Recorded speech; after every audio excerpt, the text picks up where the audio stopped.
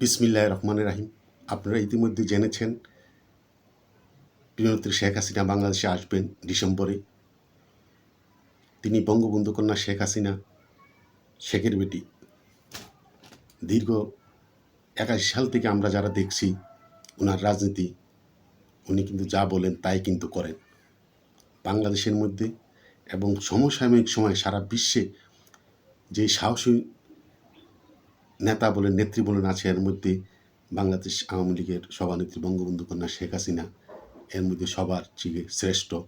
তার কথা, দৃঢ়প্রত্যয়, তার যেই শাসন এবং একটা দলকে এই উপমহাদেশের শ্রেষ্ঠ সর্ববৃহৎ রাজনৈতিক গণতান্ত্রিক দল বাংলাদেশ আওয়ামী লীগকে এত সুন্দরভাবে তিনি নেতৃত্ব দিয়ে দীর্ঘদিন আওয়ামী লীগেরকে ক্ষমতায় এনে তিনি দেশকে একটা উন্নয়নের মহাসড়কে নিয়ে এমন অবস্থা সৃষ্টি করেছেন, সারা বিশ্ব তাকিয়ে ছিল যে বাংলাদেশ এত সহসায় কীভাবে উন্নতি করেছে।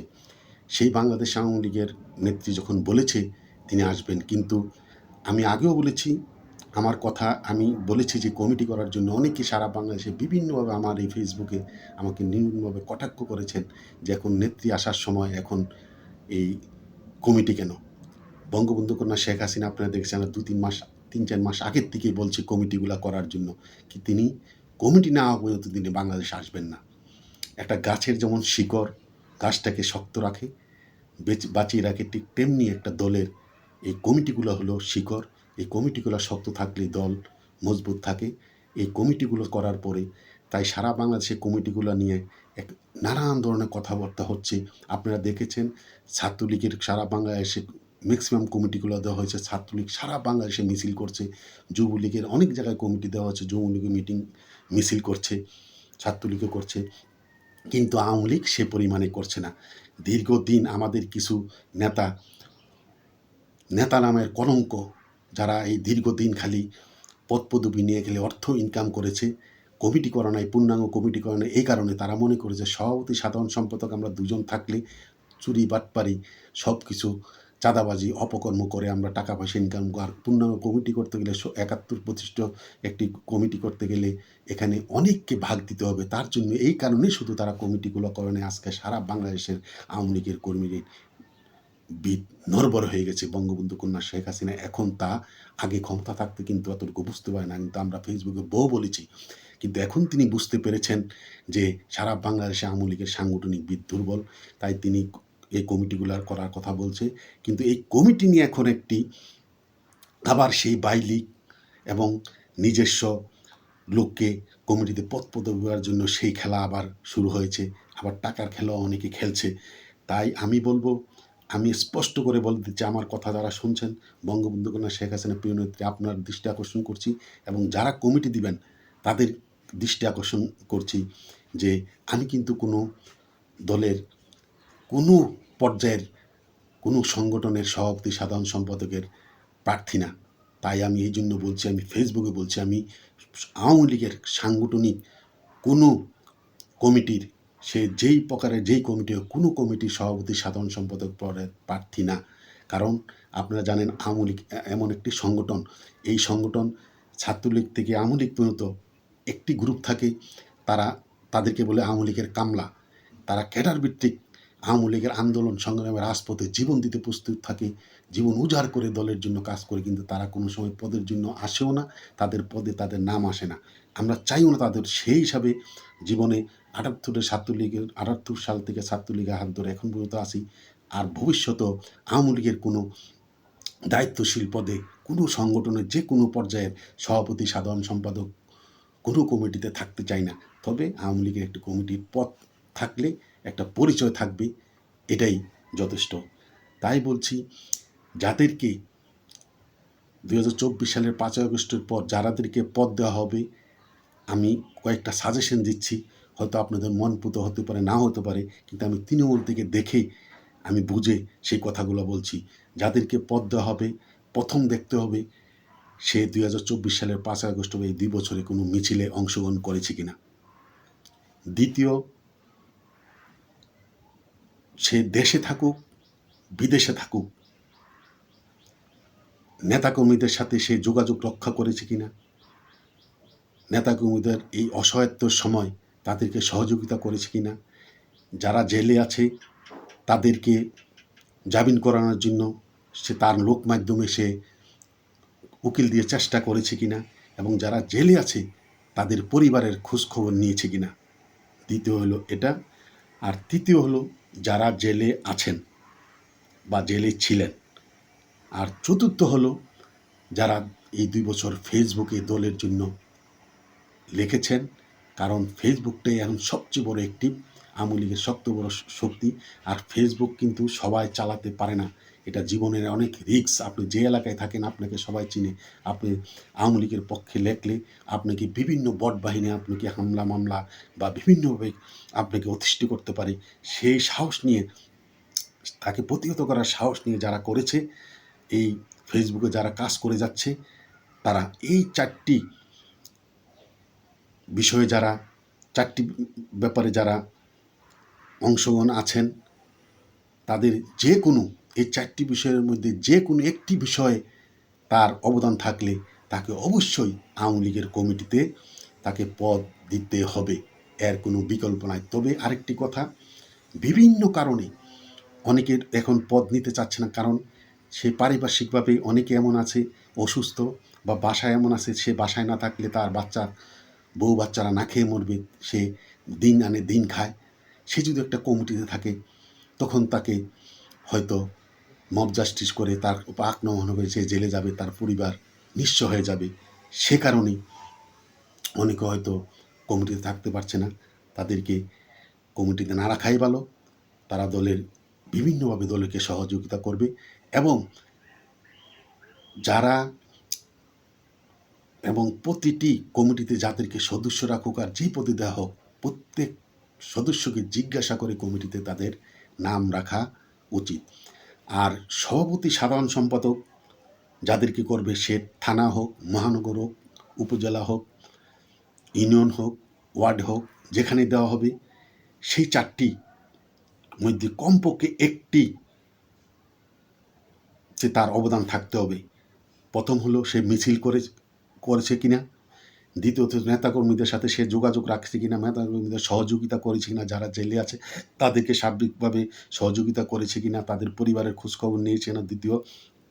3 নম্বর হলো সে জেলে ছিল কিনা, এবং জেলে আগে ছিল কিনা বা জেলে এখন আছে। আর 4 নম্বর হলো যে কোনোভাবে হোক সে ফেসবুকে তার অংশগ্রহণ আছে, দলের জন্য কাজ করে যাচ্ছে।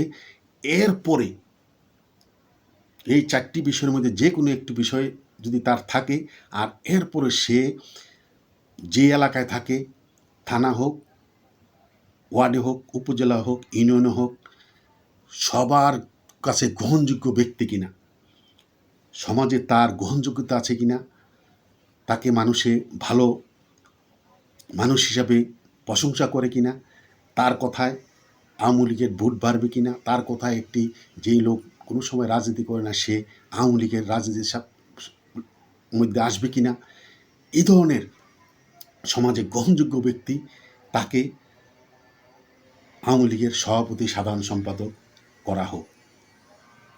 থানা হোক, উপজেলা হোক, ইউনিয়ন হোক, ওয়ার্ডে হোক, ইউনিটে হোক, সব জায়গায় এসব গ্রহণযোগ্য ব্যক্তি। আর আমাদের মতো যারা কামলা, যারা আওয়ামী লীগের সারা জীবন দলের মিছিল, মিটিং, হামলা মামলা, যেটাকে ক্যাডার ভিত্তিক রাজনীতি করে, আমাদের মতো যারা আছি তারা যেন তাদেরকে কোনোভাবে সভাপতি, সাধারণ সম্পাদক দেওয়া না হোক। কিন্তু আমাদের মতো লোকদের সাথে, সমাজের লোকদের সাথে, আমাদের হয়তো দলের নেতাকর্মীদের সাথে যোগাযোগ, কিন্তু সমাজের লোকের সাথে আমাদের সেই ধরনের যোগাযোগ নাই। কারণ আমরা সামাজিকভাবে ওই ধরনের চলাফেরা নাই। আমরা শুধু দলের লোকের সাথে, দলীয় ছাড়া আমরা আর অন্যভাবে সমাজের কোনোভাবে আমরা অংশগ্রহণ করি না।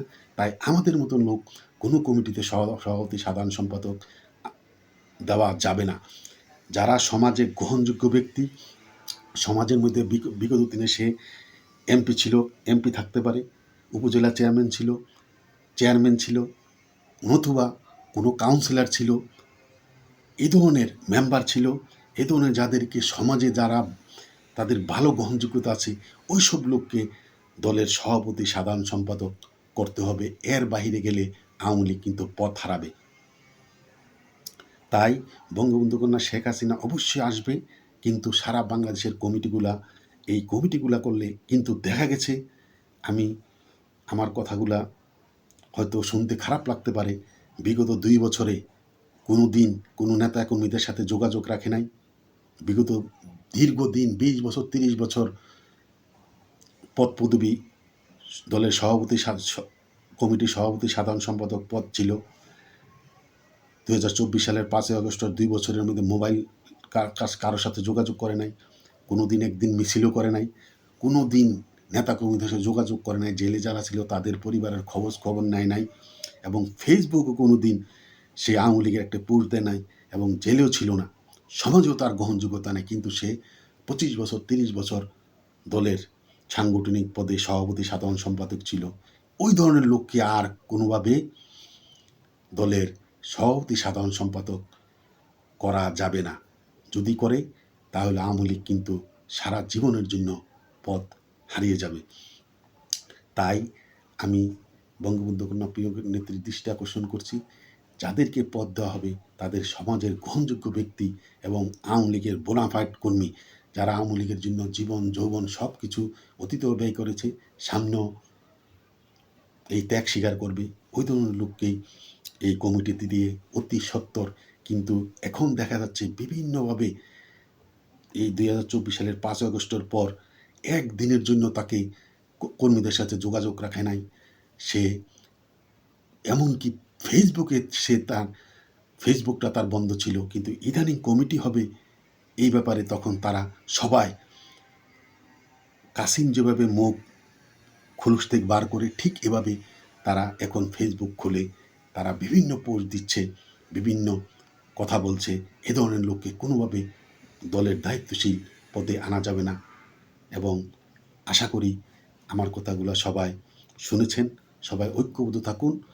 ত্যাগী নেতাদের, যারা দলকে সামনের দিকে নেতৃত্ব দিতে হবে, সমাজের গ্রহণযোগ্য ব্যক্তি এবং নেতাকর্মীদের সাথেও তাদের গ্রহণযোগ্যতা আছে, এবং এমনকি তার গ্রহণযোগ্যতার সাথে তার অর্থ থাকতে হবে, যেহেতু অর্থ ছাড়া সামনে আন্দোলন সংগ্রামে কর্মীদের সহযোগিতা না হলে কর্মীদের রাজপথেও নামানো যাবে না। আর অনেক ব্যাপার আছে, অর্থের ব্যাপার আছে, তাই অর্থও চাই।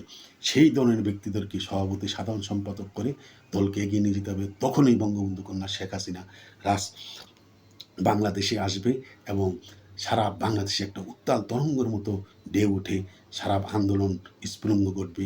তখনই আমাদের আওয়ামী লীগের আবার সেই পুরানা দিনের মতো আমরা রাজপথে আন্দোলন সংগ্রাম করে আবার এই আওয়ামী লীগকে ক্ষমতার আসীন করতে পারবো। এই কথা বলে আমার কথা এখানে শেষ করছি। জয় বাংলা, জয় বঙ্গবন্ধু। বাই লীগ নিপাত যাক, পরিবারপত্র নিপাত যাক, আওয়ামী লীগ মুক্তি পাক। জয় বাংলা, জয় বঙ্গবন্ধু, জয় হোক বাংলার মেহনতি মানুষের।